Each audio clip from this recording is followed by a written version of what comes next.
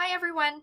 This screencast will walk you through some of the keys to reading the CUHSD ELA/ELD Common Assessment data. This is Campbell's third year using the SBAC released performance tasks as our district-wide common assessment for ELA and ELD. Let's look at an example. Here we see the grade 9 common assessment. All of the performance tasks were given in two parts. Part 1 asked students to examine a number of research sources about a specific topic. Some of the sources for the grade 9 assessment include a short story by Isaac Asimov, a video from edutopia.org, a newspaper article from the Dallas Morning News, and research statistics by Keeping Pace. Students then write several short responses that were intended to help them focus their thinking about the topic using specific evidence from the text. In Part 2, students wrote a letter to their parents in which they agree or disagree with their parents' idea to send them to a virtual high school for the following year. In grade 10, students wrote a letter to the San Jose City Council in which they argue in support of or opposition to the city's using tax dollars to pay for a new sculpture in downtown San Jose. In grade 11, students wrote a multi-paragraph argumentative essay that recommends the direction that their school board should take regarding mandatory financial literacy classes in the school district. And finally, our grade 12 students wrote an argumentative report that recommends the position that their congresswoman should take on the plan to build a nuclear power plant in California. In order to complete these performance tasks, students had to evaluate, select, and analyze information from a series of sources to write their argumentative responses. As you can see, the ELA/ELD Teacher Leadership Committee had many reasons for giving these common assessments.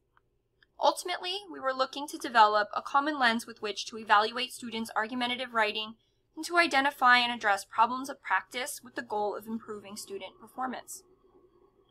These assessments are also being used as one of our multiple measurements for reclassification. The first data points we will examine are the average scores that students earned on each rubric dimension.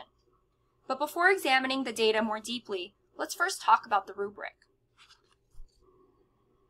We scored all student responses using the CASP Argumentative Writing Rubric, which is used by CASP to score responses for grades 6 through 11. This first dimension, organization and purpose, assessed the effectiveness of each response's organizational structure. Consider the analogy of a multi-story building. How sturdy is the structure of this building?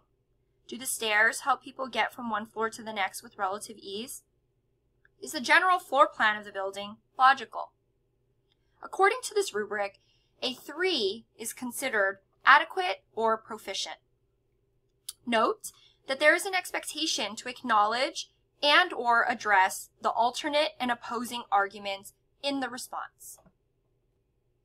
This second dimension, evidence and elaboration, assess the effectiveness of each response's integration of evidence to support the main claims. Similar to the first dimension, organization and purpose, a 3 is considered adequate or proficient. Note that there is an expectation to use a variety of elaborative techniques to develop the claim. It is not sufficient just to include evidence from the sources. Students must do something with that evidence. Some elaborative techniques might include elaboration or development through the examination of cause and effect relationships, use of analogy or rhetorical questions, inclusion of anecdotal evidence, or a compare and contrast. The final dimension of this rubric is conventions. Note that the max score for this dimension is a 2 instead of a 4. The language of the rubric indicates that a 2 is considered adequate or proficient. This dimension differs from the others in that it is scored holistically based on the variety, severity, and density of errors. Also note that basic errors are weighted more heavily than higher level errors. Typos could account for some of the basic errors in the student responses, but in general it was quite obvious when errors were typos and when they weren't. At this point, you may want to pause the video to review all of the dimensions of the rubric in more depth.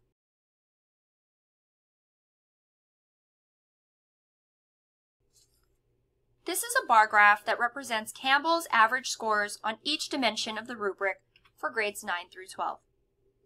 Note that the max score for both organization and purpose and evidence and elaboration is a 4, while the max score for conventions is a 2. This bar graph indicates that our grade 9 students are achieving the highest averages in the district on all 3 rubric dimensions. There's a decrease in the average score in grade 10 on all 3 rubric dimensions, and we see that there are slight increases in grade 12. The most significant decrease is in conventions, where we see our grade 9 students averaging about a 1.5 and our grade 10 students averaging less than 1. Keeping in mind that these are different cohorts of students and that we do not yet have longitudinal data to compare, we can still see that student performance in all of these dimensions does not increase over time across the district. We also see that our students are averaging below proficient in all grade levels. For more concrete examples of these dimensions, please pause the video here to review the baseline anchors and scoring commentary in your packet.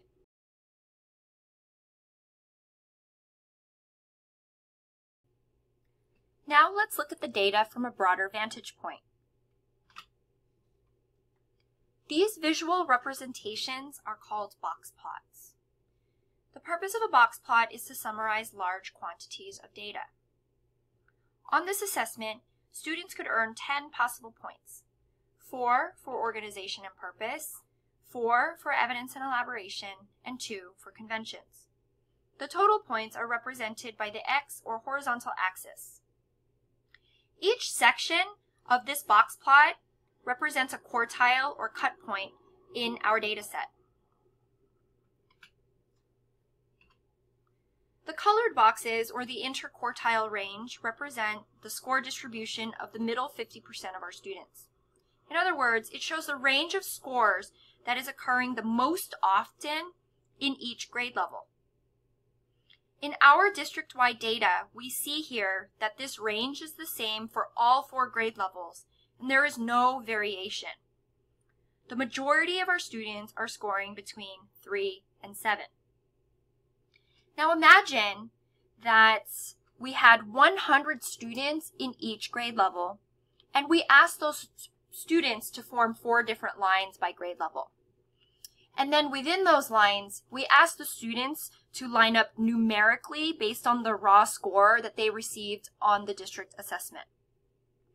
The 50th student in each of those 4 lines, or the student right in the middle of each data set, scored a 5, which makes 5 our district median across all grade levels. The horizontal lines that extend from the colored boxes, called whiskers, represent our outlier data. Our outliers are our lowest and highest scoring students. While that information is good to have, we want to focus our attention on where the majority of our students are concentrated. Again, let's look at our grade 11 data. Remember that all Boynton students, regardless of grade level, took the grade 11 assessment. When the data is disaggregated, we see a greater variation in score distributions. Keeping in mind that the district median or middle score is 5, notice that the median at 3 of our comprehensive sites is higher than that of the district. At Prospect and Lee, however, notice that the range or distribution is wider than that of the district. 50% of Lee's students, for example, scored between 3 and 8. This indicates that Lee's 75th percentile overall performs at a higher level than the whole district's 75th percentile. But their 50th percentile has a wider score distribution than that of the district. You may have noticed that Boynton's interquartile range only has 1 box. This indicates that 50% of Boynton students scored between a 2 and a 3. The plus whisker, or the whisker on the right, indicates that the max score was a 7. Now that we've gone over some of the keys to reading the charts and graphs, you can use a protocol to lead your team through an analysis of your site's data. A protocol is useful because it guides the analysis and prevents participants from reaching conclusions or making recommendations prematurely. Here is one that we recommend. It was developed from the National School Reform Faculty Materials. Remember that data analysis isn't about the numbers. It's about improving instruction. Once you've gone through all of the steps, consider how all members of an organization can impact student learning, from teachers to grade level teams to departments to school sites and finally to the district. Thanks for watching.